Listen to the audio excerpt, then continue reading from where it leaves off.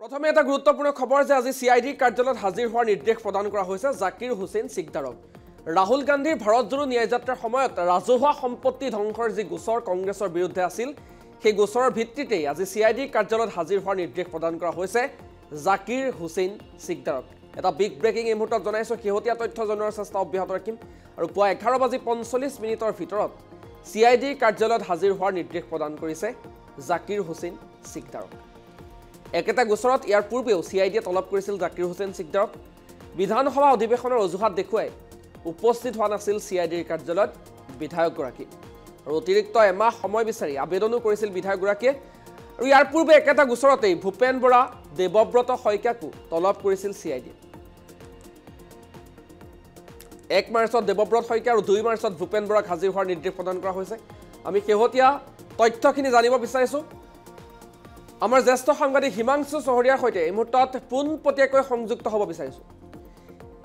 হিমাংশু, আপোনাৰ কাষলৈ আহিব বিচাৰিছোঁ। এটা ডাঙৰ খবৰ এই মুহূৰ্তত জনোৱাৰ চেষ্টা কৰিছোঁ যে ভাৰত জোড়ো ন্যায় যাত্ৰাৰ সময়ত যি ৰাজহুৱা সম্পত্তি ধ্বংসৰ এটা গোচৰ ৰুজু কৰা হৈছিল সেই গোচৰ সন্দৰ্ভতেই জাকিৰ হুছেইন সিকদাৰক আজি পুনৰ সিআইডি কাৰ্যালয়ত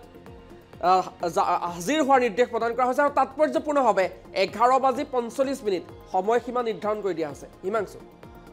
হয়, জাকিৰ হুছেইন সিকদাৰৰ বিৰুদ্ধে ইতিমধ্যে যি গোচৰ ৰুজু হৈছে, বশিষ্ঠ থানাত এই গোচৰটো ৰুজু হৈছে। খানাপাৰাত যি পৰিস্থিতিৰ সৃষ্টি হৈছিলে ন্যায় যাত্ৰাৰ সময়ত, ৰাহুল গান্ধীৰ ভাৰত জোড়ো ন্যায় যাত্ৰাৰ সময়ত এই পৰিস্থিতিৰ সৃষ্টি হৈছিল আৰু সেই সময়ত দেখা গৈছিলে যে বেৰিকেড ভাঙি দিছিল কংগ্ৰেছ কৰ্মীসকলে আৰু তাৰ নেতৃত্ব লৈছিলে ভূপেন বৰা, জাকিৰ হুছেইন সিকদাৰ লগতে অন্যান্য কংগ্ৰেছৰ কৰ্মীসকলে। গতিকে এই সকলো বিষয় সামৰি লৈ বশিষ্ঠ আৰক্ষী থানাৰ পৰা এটা নিজাববীয়াকৈ গোচৰ ৰুজু কৰা হৈছিলে আৰু এই গোচৰটোত জাকিৰ হুছেইন সিকদাৰক সমন জাৰি কৰা হৈছে আৰু এই সমনখন জাৰি কৰা হৈছিলে পূৰ্বতেও বিধানসভা অধিৱেশন চলি থকাৰ সময়ত এই সমন জাৰি কৰা হৈছিল আৰু তেতিয়া জাকিৰ হুছেইন সিকদাৰক হাজিৰ হোৱাৰ কথা কোৱা হৈছিলে সিআইডি কাৰ্যালয়ত। কিন্তু সেই সময়ত বিধানসভাৰ অধিৱেশন চলি থকাৰ বাবে জাকিৰ হুছেইন সিকদাৰে কৈছিলে যে বিধানসভাৰ অধিৱেশন চলি আছে আৰু লগতে তেওঁৰ কিছু ব্যক্তিগত অসুবিধা আছে, গতিকে 30 পৰা 35 দিন সময়সীমা বিচাৰিছিলে আৰু এখন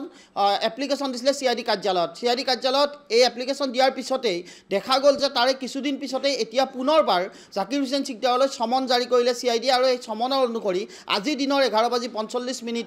সিআইডি কাৰ্যালয়ত হাজিৰ হ'বলৈ নিৰ্দেশ দিয়া হৈছে জাকিৰ হুছেইন সিকদাৰক। আৰু একেদৰে দেৱব্ৰত শইকীয়া আৰু ভূপেন বৰাৰ বিৰুদ্ধেও এই ধৰণৰ সমন জাৰি কৰা হৈছে। এতিয়া কাৰ্যকৰী সভাপতি জাকিৰ হুছেইন সিকদাৰে আজিৰ দিনটোত সিআইডি কাৰ্যালয়ত হাজিৰ হ'বনে নহয় সেই কথা স্পষ্টকৈ জানিব পৰা হোৱা নাই, কিয়নো জাকিৰ হুছেইন সিকদাৰে ইতিমধ্যে গোটেই বিষয়টোলৈ মন্তব্য কৰিছে যে এয়া চৰকাৰী ষড়যন্ত্ৰ, চৰকাৰে দমনমূলক নীতি ব্যৱহাৰ কৰিছে, কংগ্ৰেছৰ নেতৃত্বক তেওঁলোকৰ মনোবল ভাঙিবৰ বাবে এনেধৰণৰ ব্যৱস্থা কৰা হৈছে বুলি জাকিৰ হুছেইন সিকদাৰে বাৰে বাৰে কৈ আছে আৰু লগতে কৈছে যে সিআইডি কাৰ্যালয়ৰ পৰা যি ধৰণৰ সমন আহিছে এয়া কেৱল কংগ্ৰেছক দমন কৰাৰ বাবে কৰা হৈছে। কিন্তু গোটেই বিষয়টো চাবলৈ গ'লে দেখা যায় যে ৰাজহুৱা সম্পত্তিৰ যি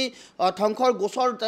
তেওঁলোকৰ ওপৰত জাপি দিয়া হৈছে বা তেওঁলোকৰ বিৰুদ্ধে লগোৱা হৈছে, এই গোচৰটোত কিন্তু তেওঁলোক হাজিৰ হ'বই লাগিব, কাৰণ এই গোচৰটো আৰক্ষীয়ে নিজাববীয়াকৈ ৰুজু কৰিছে আৰু তেওঁলোকে সিআইডি কাৰ্যালয়ত হাজিৰ হোৱাৰ পিছতহে তদন্ত কেনেধৰণে আগবাঢ়ে, কোনে এনেধৰণৰ কাম কৰিছিল বা কোনে এনেধৰণৰ ৰাজহুৱা সম্পত্তি ধ্বংস কৰিছিল, গোটেই বিষয়টো সিআইডিয়ে তদন্তৰ আওতালৈ আনিব আৰু তাৰে পিছত হয়তো আৰু 2-4 জনৰ বিৰুদ্ধে এনেধৰণৰ সমন জাৰি হ'ব বা কোনোবা গ্ৰেপ্তাৰো হ'ব পাৰে। কিয়নো কাৰ সময়ত দেখা গৈছিলে যে কাৰ আন্দোলনৰ সময়ত দেখা গৈছিল যে ৰাজহুৱা সম্পত্তি ধ্বংসৰ গোচৰত বহুকেইজন গ্ৰেপ্তাৰ হৈছিলে। সেই সময়ত কলাক্ষেত্ৰ ভাঙাৰ গোচৰত গ্ৰেপ্তাৰ হৈছিলে বহুকেইজন, কলাক্ষেত্ৰত সম্পত্তি ধ্বংসৰ গোচৰত GS চুডৰ বহু সম্পত্তি ধ্বংসৰ গোচৰত তেওঁলোকক গ্ৰেপ্তাৰ কৰা হৈছিল বহুকেইজনক। সেই সময়ত কংগ্ৰেছৰ এজন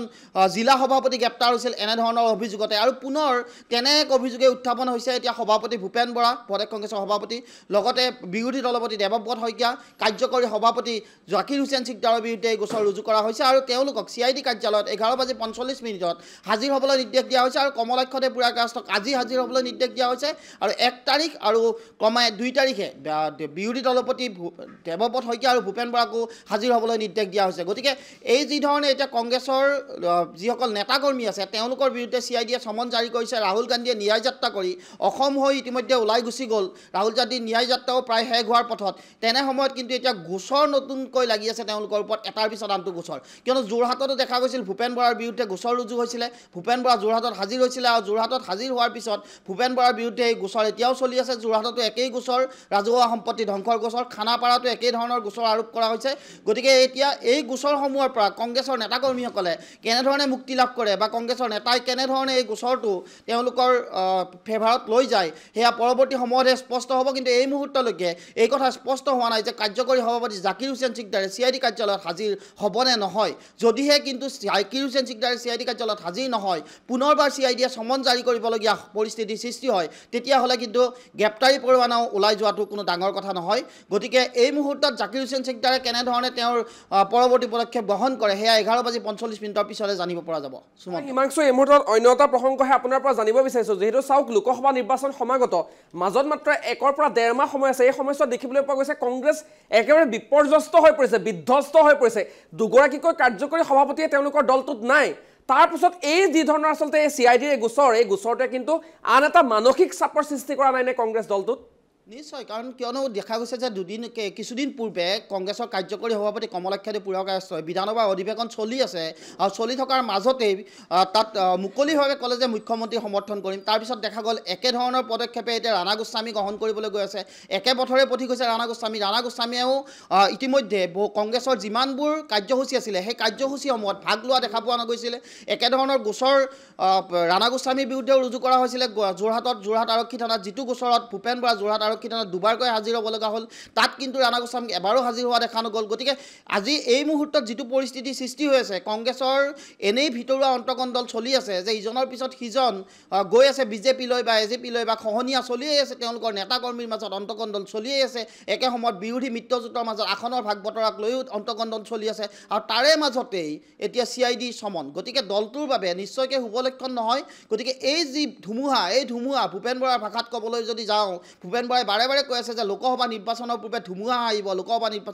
আহিব কিন্তু লোকসভা নিৰ্বাচনৰ পূৰ্বে যি ধুমুহা আহিছে এই ধুমুহাত এতিয়া কংগ্ৰেছ থাকিব নে নাথাকে সেয়াহে সন্দেহৰ বিষয় হৈ পৰিছে কিয়নো কংগ্ৰেছত এতিয়া দেখা গৈছে এজনৰ পিছত আনজন নেতাই গমন কৰিছে বিজেপি নতুবা এজেপিলৈ নতুবা UPPলৈ গতিকে এতিয়া এই মুহূৰ্তত যেনেধৰণে গোচৰ ৰুজু কৰা হৈছে এই গোচৰসমূহে কিন্তু মানসিকভাৱে যথেষ্ট ভাৰাক্ৰান্ত কৰিব কংগ্ৰেছৰ কৰ্মীসকলকো আৰু এই গোচৰ কেনেদৰে প্ৰত্যাহ্বান কেনেদৰে কংগ্ৰেছৰ নেতাকৰ্মীয়ে গ্ৰহণ কৰে বা কাৰ্যকৰী সভাপতি জাকিৰ হুছেইন সিকদাৰে হওক সভাপতি ভূপেন বৰাই হওক বা বিৰোধী দলপতি দেৱপথ শইকীয়াই হওক তেওঁলোকে এই গোচৰটো কেনেধৰণে মোকাবিলা কৰে সেয়া সময়তহে সকলো স্পষ্ট হ'ব কিন্তু এটা কথা নিশ্চিত যে কংগ্ৰেছৰ মনোবল ভাঙিবৰ বাবে কিন্তু এইখিনিয়ে পৰ্যাপ্ত যি ধৰণৰ ঘটনা ঘটি আছে এই মুহূৰ্তত গতিকে কংগ্ৰেছ কৰ্মীসকলে লোকসভা নিৰ্বাচনত গুৰুত্ব দিয়াৰ সলনি তেওঁলোকে দলীয় অন্তকণ্ডল আৰু আৰক্ষীৰ গোচৰৰ বাবে এতিয়া ব্যস্ত হৈ থাকিবলগীয়া এটা পৰিস্থিতিৰ সৃষ্টি হৈছে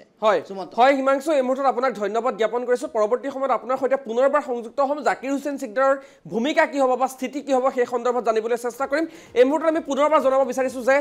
ভাৰত জোৰো ন্যায় যাত্ৰা যেতিয়া ৰাহুল গান্ধীয়ে কৰিছিল সেই সময়ত খানাপাৰাত এটা আচলতে অপ্ৰীতিকৰ পৰিৱেশৰ সৃষ্টি হোৱা পৰিলক্ষিত হৈছিল বেৰিকেড ভাঙি এই কংগ্ৰেছৰ যিটো মিছিল সেই মিছিল আগবাঢ়িবলৈ চেষ্টা চলাইছিল গুৱাহাটী মহানগৰলৈ আৰু তাৰ মাজতেই ৰাজহুৱা সম্পত্তিৰ এটা ধ্বংসৰ গোচৰ ৰুজু হৈছিল এই বিশেষ নেতৃত্বৰ বিৰুদ্ধে আৰু তাৰ সেই সন্দৰ্ভতে আজিৰ দিনটোতো জাকিৰ হুছেইন সিকদাৰক 11:45 পূৰ্বে CID কাৰ্যালয়ত পুনৰবাৰ হাজিৰ হোৱাৰ নিৰ্দেশ প্ৰদান কৰিছে CIDয়ে অৱশ্যে জাকিৰ হুছেইন সিকদাৰ গৈ CID কাৰ্যালয়ত উপস্থিত হ'ব নে নহয় সেই সন্দৰ্ভত কোনো ধৰণৰ প্ৰতিক্ৰিয়া এই পৰ্যন্ত প্ৰকাশ কৰা হোৱা নাই